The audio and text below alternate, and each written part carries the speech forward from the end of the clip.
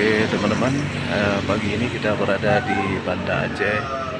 Ini adalah salah satu jembatan flyover Banda Aceh yang dibangun pada tahun 2017.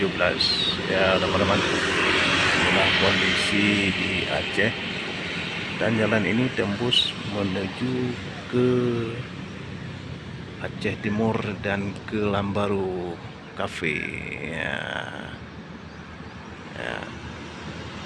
Kalau ke arah barat menuju ke terutama ke arah kiblat kita yang menuju ke Aceh Barat Daya dan Melabuh, ya teman-teman.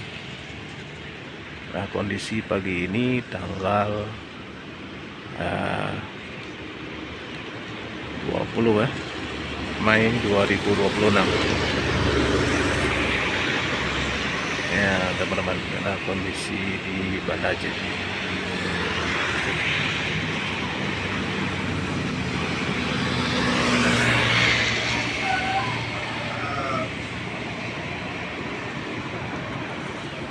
teman-teman, bila bermanfaat mohon dibagikan.